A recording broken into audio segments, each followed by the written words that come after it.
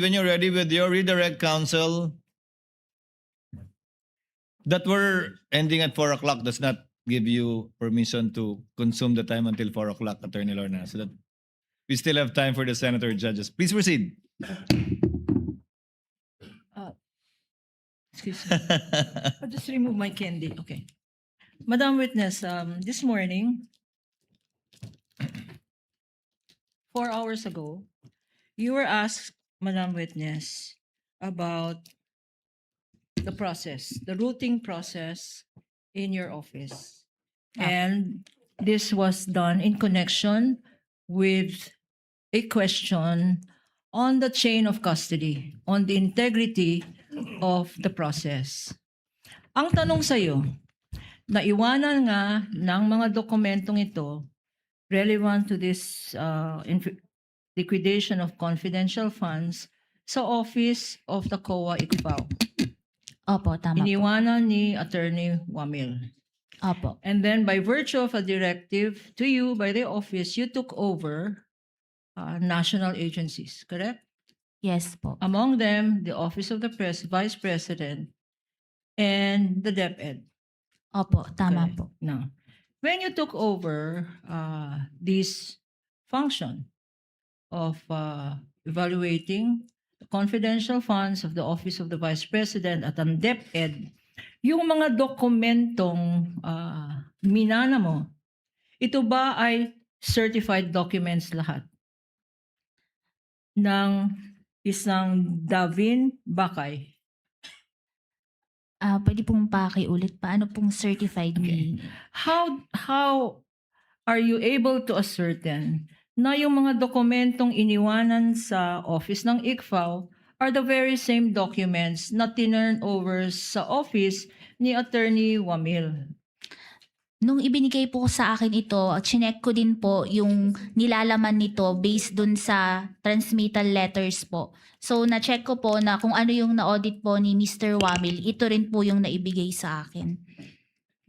So, walang nadagdag na dokumento. Wala po. Walang binawasan na dokumento. Wala po. Wala kayong pinalitan, sinubstitute na dokumento. Wala po. In other words, the integrity, the completeness of all those documents left by Attorney Wamil with the office of the ICFAO remained complete. Yes po, tama po. Ano naman? Ibig sabihin ng routing. Kasi counsel here made mention of initials. Ano yung mga initials na yon?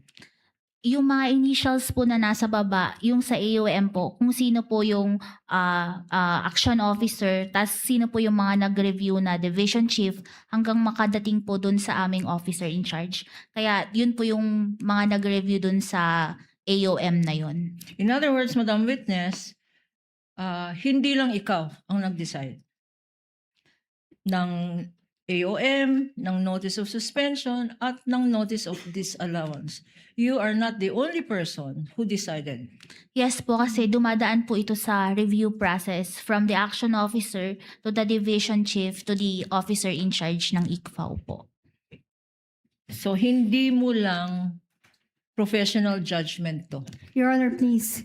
The question is leading. Your Honor, please. We'll allow it. We'll allow it. I think that was already answered to by the witness earlier as well. Yes po. Okay. Ngayon, yung routing slip na yan, doon ba dumadaan ang mga dokumento? Opo. Okay. At sa mga taong minention mo, meron bang nakalagay dyan? Meron bang pwedeng idagdag? Sino ang first initial doon? Sino nga ba yung first initial doon? Yung action officer po, yung Okay. RCW, si Roderick po. Yung action officer ba yan?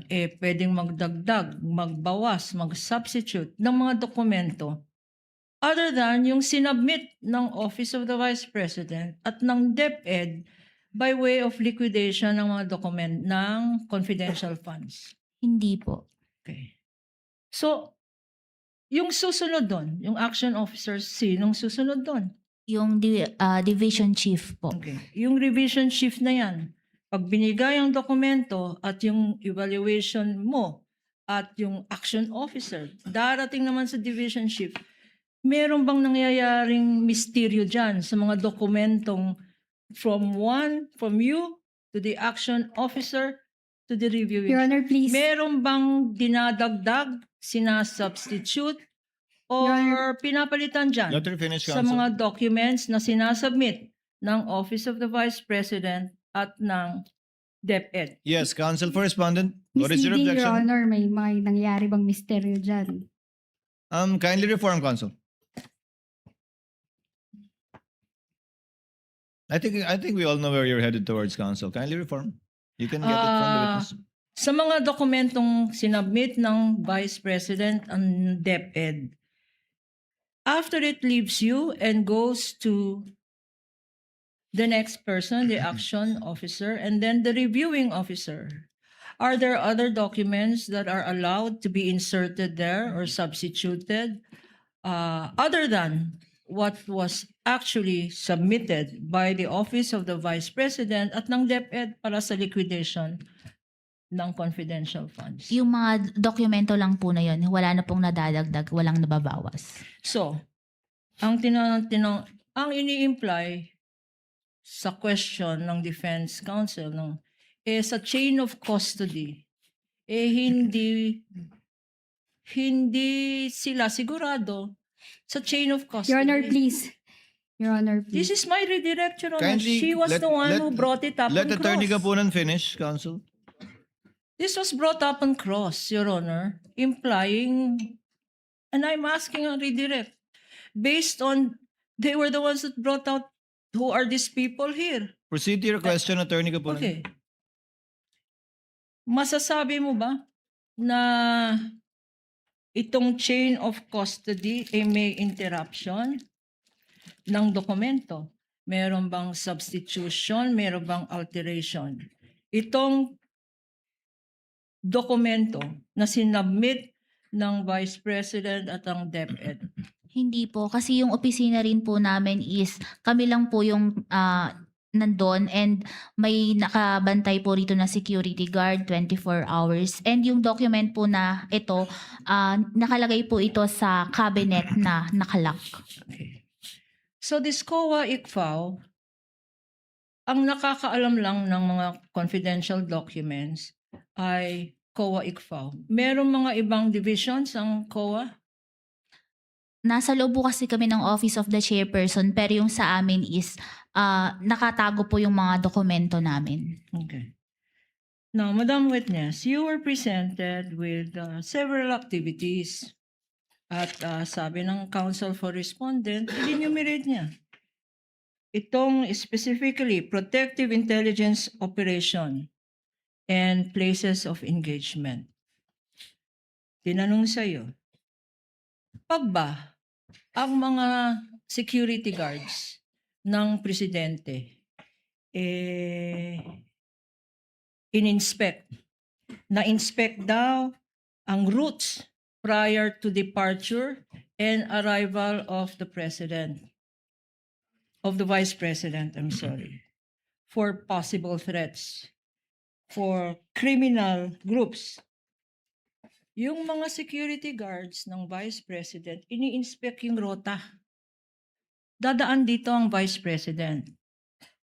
Office of the Vice President or DepEd. Dadaan dito. Tignan nga natin kung may komunista dito. Tignan nga natin kung may NPA dito. Tignan nga natin kung may terorista dito. Yan ba ay Your Honor, parte? please. Your I Honor. haven't finished. Let her finish, Is counsel. that part of confidential activity or confidential funds? Your Honor, please. Yes, counsel for The respondent. good counsel is adding facts to the question. Can she not cite the exact wordings, Your Honor? Your Honor, please. This is redirect. You open the door, She can refer to Counsel. the record, Your Honor. Counsel, you opened the door. You said, in fact, you asked her, is this part of the, Your Honor, please. Is this part of Counsel the for regular? respondent, please, you read parts of the PIO, what do you call it, PIOR, Celine? Your Honor. PIOR. But Your Honor, please, She can just refer to the records. Which So that includes nothing will be NPA, added. terrorist groups, and in fact mentions the word criminalities, which I'm not so Yeah. sure about, but criminalities, correct? Celine, Yes. correct? Opo, She nabanggit. said that, Your So the Honor. question is, you mentioned earlier that these are part of confidential functions, not regular functions of the OVP, correct? That was the question of counsel for respondent. Exactly. She I don't responded to that understand, Your answer. Honor. Now, what is your question, Attorney My Cotton? question here is, okay, itong Office of the Vice President, na-confirm mo na may confidential funds. Opo, meron po. Okay. But in the Commission on Audit, outside COA ICFAO, are you aware that the Office of the Vice President has funds outside the confidential funds, her confidential funds? Nasa part na po yun ng regular audit. Ang sa ICFAO lang po is yung sa confidential funds lang po. So you're saying that the Vice President, OVP, the Deputy Secretary has funds. Your other Honor, than- please. I Already haven't even answered, finished. Counsel? She answered. Misleading, Your Honor. She didn't say that they have funds. She said she has no knowledge because that is No, not the Your- scope of her audit. She said, Your Honor, She said that it's not there the are subject. there are funds subject of regular audit. Regular funds Yes po, may of the regular Vice funds. President herself. Opo, And this is subject, Madam Witness, to regular audit. yes po. And being subject to regular audit, it is not part of the COA ICFAO confidential funds audit, correct? Yes po, Okay. tama po. Would you know that the Office of the Vice President has regular funds or special funds for security personnel? Are you aware of that, Madam Witness? Dahil nga po ang sa amin lang is confidential fund, hindi po ako aware dun sa regular funds po ng OBP. Okay. Regular funds, the security personnel, and it is here in your circular. It says salaries for staff is not part of the allowable expense of confidential funds, correct? You mentioned that before. Nasa 4.11 po yung mga hindi dapat paggamitan ng CF at IF. Salaries, wages, overtime, additional compensation, allowances, etc. of government, of salaries, benefits, additional compensation, allowance, or other benefits of officials and employees who are employed by the government in whatever capacity or elected officials, except when authorized by law. The office of the Vice President it is of public knowledge that the office of the Vice President has no less than 400 security guards. Are you aware of that? Public knowledge. Narinig ko po sa news. Yes. And if the security guards are being paid salaries, should these salaries be debited or reimbursed from confidential funds? Isa po, yung salaries po, hindi po siya pwedeng i-charge sa confidential fund. Okay. So itong activity na sinabi na to check securities, to check surveillance daw, to make surveillance of the routes of the Vice President when she arrives to an Your- engagement, when she leaves to an engagement, when she attends engagements, Christmas parties, whatever. Counsel for respondent, yes? Ocular, Your Honor, please. I haven't finished. Okay. Okay. And counsel mentioned ocular inspection and casing of venue prior to activity. Now, prior to an activity, should this be part, Madam Witness, if this is a function being done by her personal security guards, should this be considered as part of confidential funds activity, Your Honor? This clearing the road. Your Honor, please. Yes, counsel first. one. The report that does not say that it was done by the security guards, Your Honor. There's nothing in there. I'm asking her now, Your Honor. That's asking for an opinion, Your No, Honor. no. Let's clarify one thing first. The vice president has no security guards. She has She has security a personnel, Your Honor. VPSG, Vice Yes, Your Honor. Vice Presidential Security Group, which was I think later on placed under the Presidential Security Command, under the unified command of the Presidential Security Command. So, the Yes, question Your Honor, I will reform. kindly If- reform, counsel. If it is the VPSG that does this activity of quote, ocular inspection, casing of the venue, clearing of routes prior to arrival and departure, would that be reimbursable if they are paid separately from another fund? Can that be part of the liquidation of confidential funds, Madam Witness? Your Honor, please. Yes, counsel first one. And The witness is incompetent to answer that because the liquidation report does not state that these were paid to the VPSPG. It's a question. if she Your knows, Honor. counsel, if she knows, She knows. Celine, if you know. Pwede pong pakiulit. Sorry po. Yung VP, I said, and as correctly pointed out, the presiding judge, the VP does have a complement, and they're called Vice VP SPG.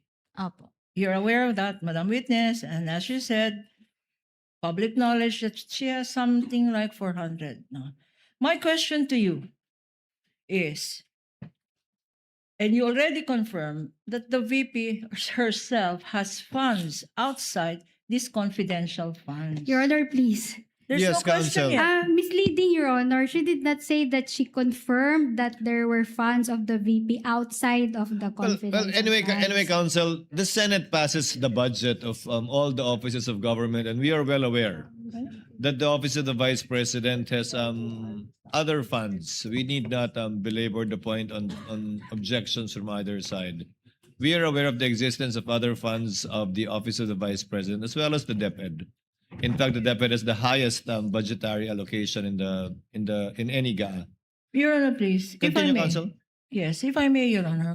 Counsel keeps objecting to my questions, but she herself was the one who brought it up. In the first page of her own exhibit, it says here, and you asked the question, she asked the question, Mr. Presiding Judge, Your Honor. She says, what is this scope? This report, quote unquote, you read this. She read this, Mr. I Presiding confirm that, Officer. Your Honor. Move The on, scope counsel. pertains to the narrative of events and accomplishments of the VPSPG. VPSPG. In terms of the protective intelligence during the engagement of Vice President Sara Duterte for the first quarter. So, these activities are the activities Move on, counsel. Yes, of the the chair already ruled in your VPSPG. favor. So she can answer, Your Honor. Yes. Move forward, counsel. Can you answer that question? If, as stated there, these are activities of the VPSPG for the personal engagements of the Vice President, is this a proper matter? Is this proper liquidation of the confidential funds of the Vice President? Under the joint circular po, yung confidential fund should only be used dun sa allowable expenses under an item 4.8 of the joint circular po. You did not answer the question, Celine. Yes or no? Pwede pong pa-clarify ulit yung tanong. Kasama ba sa proper liquidation ang personal engagements ng Vice President at ang bayad or the payment of compensation for the VPSPG for her Your Honor, please. activities relating to personal activities of the Vice President? Kung yung personal activities po, hindi siya chargeable to confidential funds. Okay. Now, Madam Witness,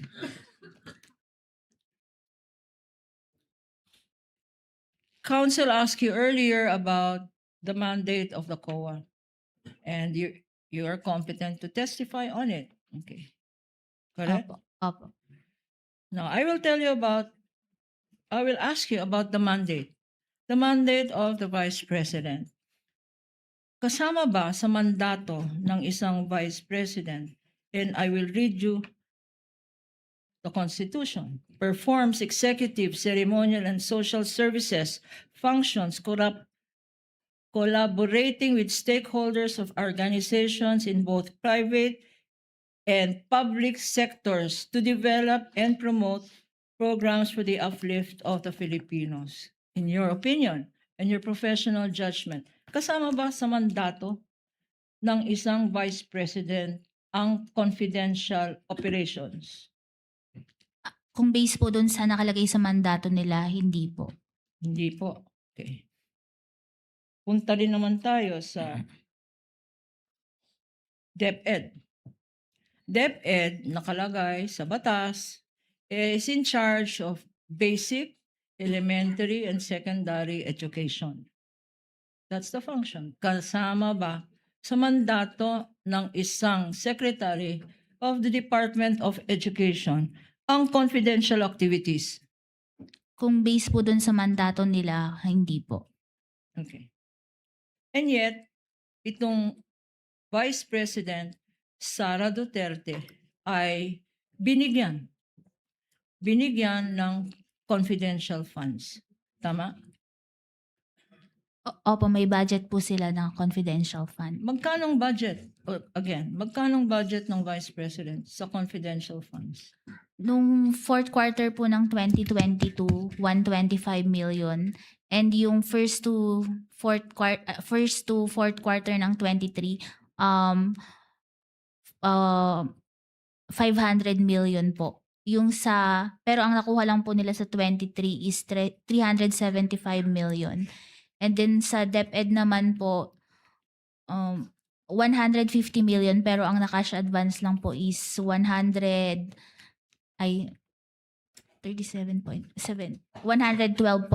million.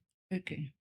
Let us now go to, so tama ka, wala sa mandato both ng Office of the Vice President at ng DepEd ang confidential activities. Now let's go to yung sinabi ng counsel for the respondent na quoted from the PIORS, itong report na sinubmit. Meron siyang sinabing activity. The activities read, Madam Witness, for the first quarter were pertain to January 2 to January 10 of 2023 for the first PIOR. Okay, first report, January 2 to January 10, 2023. Pero sa pagkaalam natin, and please confirm, on that date, on this period, January 2 to 10, na napakahaba ng binasa na activities ng Council for Respondent, wala pang confidential funds ang Office of the Vice President during that period, January 2 to 10. And yet, Madam Witness, she is now saying that these activities, well, according to Council, that these activities for January 2 to 10 cited in this report are by way of liquidation for confidential funds. Paano nangyari yan? Can you explain to us, Madam Witness, how is it possible that a Vice President is claiming liquidation for activities before February 6, the period for which she was given these confidential funds, January 2 to 10. Did you note this in your report? Hindi po siya nakasama sa report kasi yung PIOR is sinubmit nila to support the payment of rewards po. Okay. Let us now go. But Based on this document, the activities cited by council were for a period prior to receipt of the confidential funds that President said, this is in liquidation of the confidential funds I received. Going now to my next point, Madam Witness. Allowed ba ito? Parang the activities, Christmas party, tree planting, what's this? Council meetings, acceptance of awards, rewards, etc. Are these, by nature, are these part of confidential funds activity? Kung under the joint circular po, yung allowable lang po na ma-charge sa confidential fund is yung enumeration sa item 4.8 po. At hindi ito enumerated doon. Hindi po nakasama yung Okay. nabanggit po ninyong activity. Pero napakabait naman ng presidente. Yung giving of vice president, giving of medicines, giving of groceries, giving of ayuda. Hindi ba magandang activities yan para sa isang vice president? Your Honor, please. I'm asked preliminary, Your Honor. Miss Lee? Let's hear the council for respondent. Yes, Okay. Attorney Christine. Your Honor, that's misleading question. And asking for an opinion. Hindi ba maganda yan sa isang vice president? Sustained, modify, council. Your Honor, please. I will reform, Your Honor. This tree planting, these Christmas funds, this giving of assistance, giving of grocery, giving of medicines, are these funds, if properly accounted for, could they be gotten from either the president's social services fund, or for what you said, there is another audit unit that audits her regular funds? Could the president, if you know, could the vice president have gotten all of this funding from her regular or social amelioration funds instead of the confidential funds, Honor, which please. you said must be strictly complied with? Council for respondent. That calls for an opinion, Your Honor. She should have Um, gotten it from amelioration fund. Let's let it It is continue. within her competence. If she knows, council. Celine, if you know. Kung yung paggagamitan po is yung nabanggit nyo na activity, hindi po siya chargeable so sa confidential fund po. Okay. Now, Madam Witness,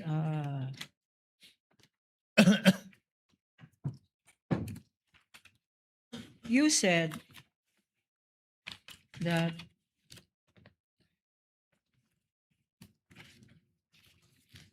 okay. You were shown or you were asked by counsel for respondent certain activities, and she mentioned 4.8.6, which are among the activities that should be covered by confidential funds. To uncover, 4.8.6, to uncover and prevent illegal activities that pose a clear and present danger to the agency personnel, property, or other facilities under the resources.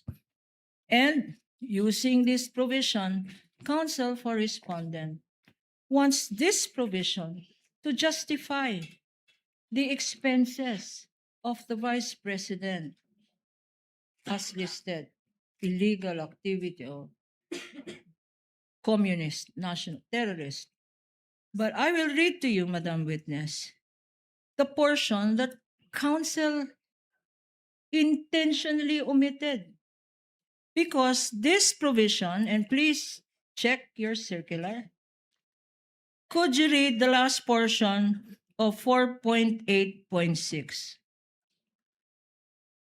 Done in coordination with the appropriate law enforcement agencies. In other words, Madam Witness, this particular provision says, yes, it is correct it is proper to use confidential funds to uncover, prevent illegal activities that pose clear and present danger.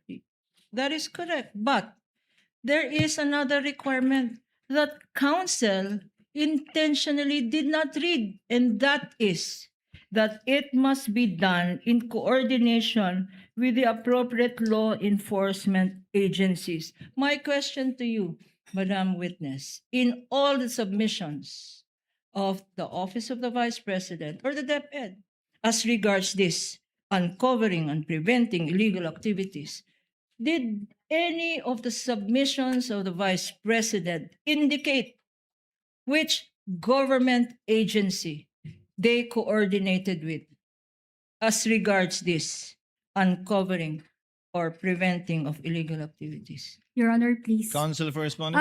The submissions of the President would answer that question, Your Vice Honor. President, Council. Vice Vice President, sorry. It The was all question is- submitted to Silene. Let Silene answer. Silene, Doon were po, there any submissions Meron that ba, okay, it was coordinated with the respective law enforcement agencies? meron bang sinabmit na dokumento ang Office of the Vice President na Madam COA, ito po yung mga government agency na kasama namin na nag-implement nitong surveillance, nag-implement nitong binigay naming information para uncovering and preventing illegal activities. Meron bang listahan o dokumento na sinabmit ng Office of the Vice President or ng DepEd showing precisely the appropriate law enforcement agencies they collaborated with? yung sa DepEd po, yung sa certification ng AFP to support the payment of rewards, may nakalagay po doon na coordination. Certification lang.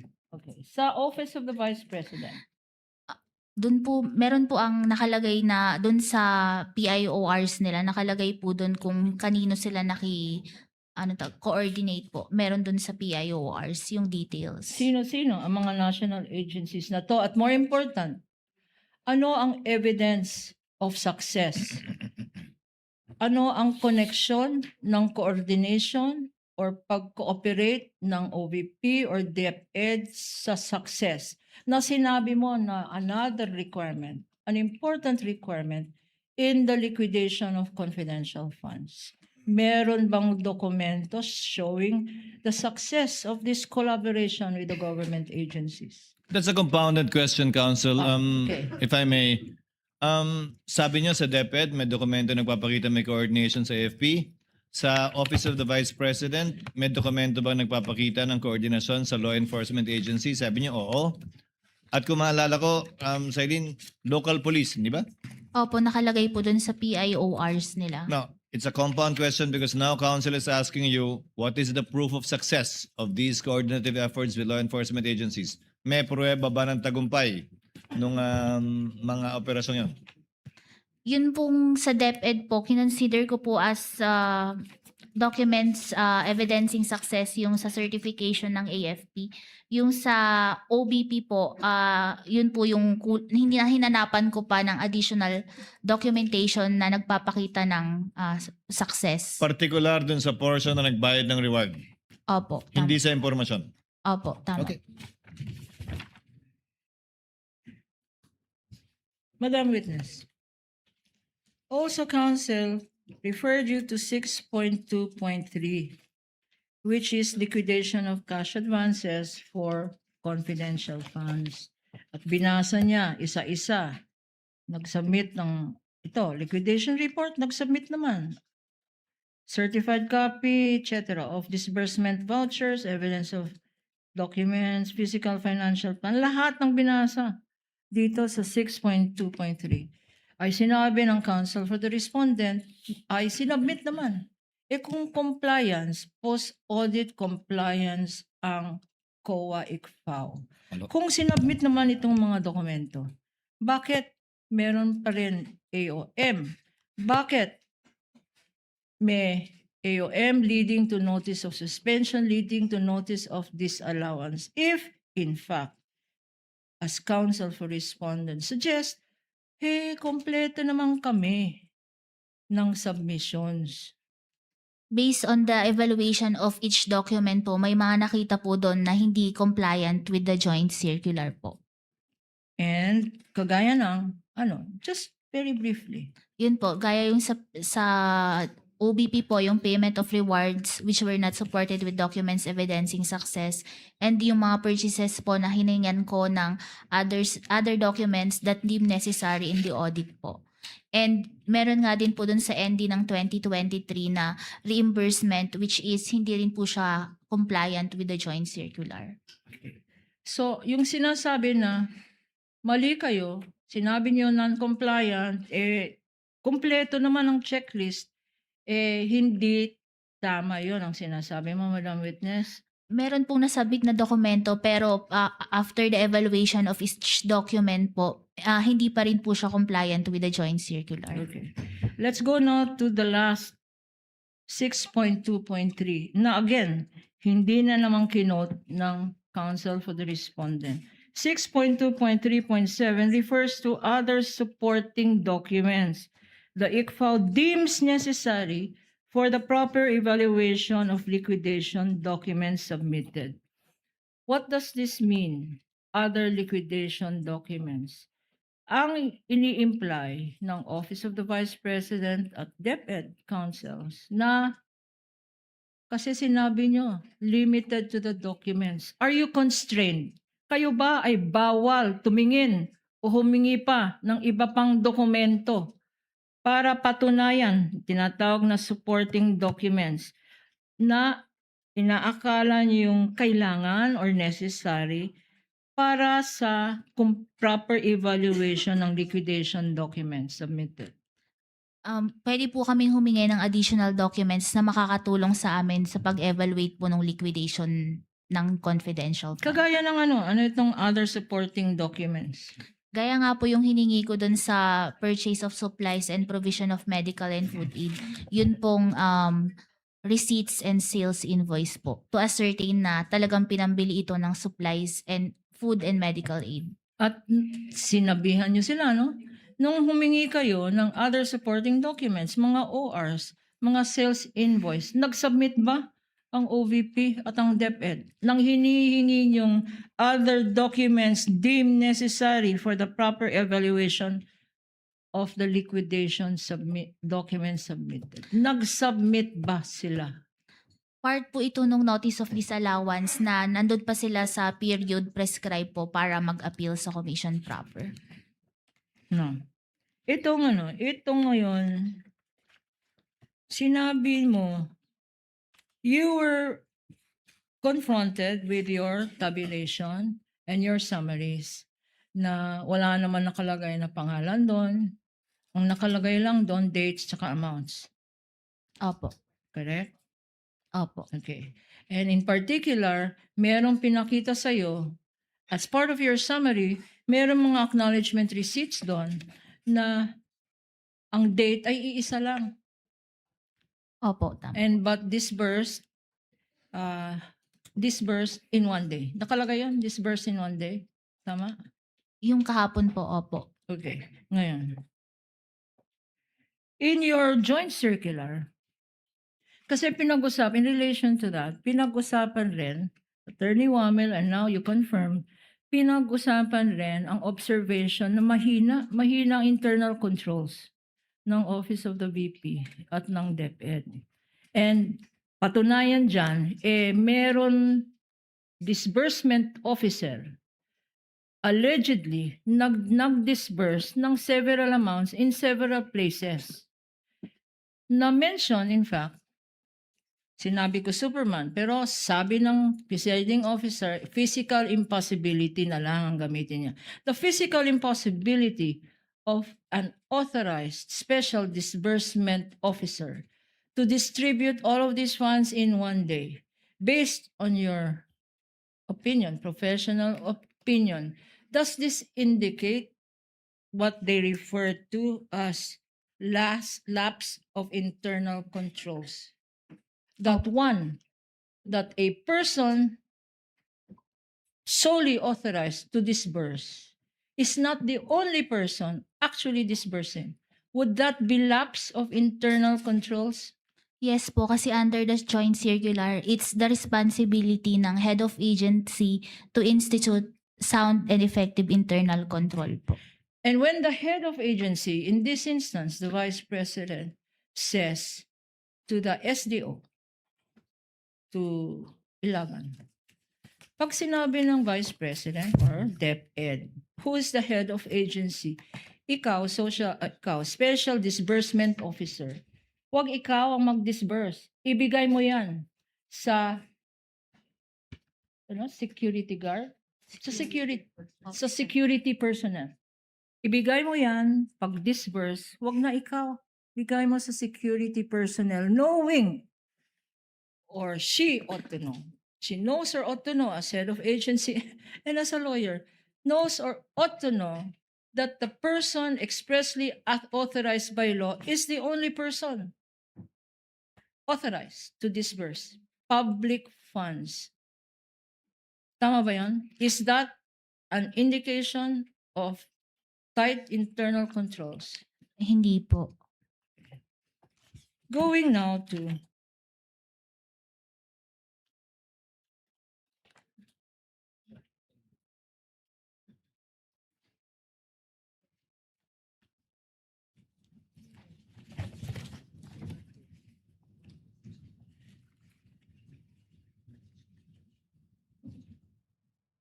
okay. As I mentioned earlier, pinakitahan ka ng counsel for the respondent ng mga priors, documents, listing activities prior to the receipt of the confidential funds. Opo. Okay. What now would your assessment, what would COA's assessment be under the joint circular?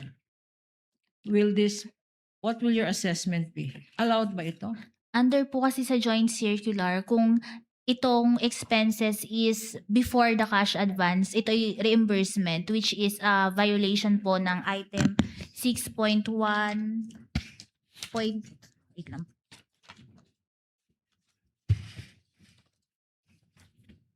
Under po sa joint circular, yung sa 6.1.2, sabi po dito, in no case shall cash advance for CFN or IF be utilized as reimbursement of the expenses prior to the granting of the cash advance. Okay. po. So these are disallowed expenses. And yet, knowing that hindi naman covered ito ng kinash advance nila na confidential funds, sinubmit pala nila. Ano yan? Palagay ko. Ano yan? Palusot ba yan? They're trying to get reimbursement or trying to use activities not covered by the Your Honor, please. specific period to justify the liquidation of confidential funds. Counsel Apart for from what I've respondent. said, what is the... Conclusion of fact, Your Honor, palusot ba yan? That is my... Counsels, please. We're like, Oh, why would you... on both sides, I think most of the questions being asked have already been answered by the witness repeatedly. Kindly move to your next point, Attorney Kapunan. If you have other points for redirect, so that we can wind up also with the recross and proceed to the interjection so that we can finish with this witness. We're going around repeatedly already on the same conclusions of the witness based on her findings. Kindly move on, counsel, please. Your Honor, please, as I said earlier, at the start of this impeachment, one of the rules of cross-examination and direct examination or redirect is to know when to stop. This is where I stop, Your Honor. Thank you. Thank you very much, counsel. Recross. Counsel for the respondent, recross. Okay, recross.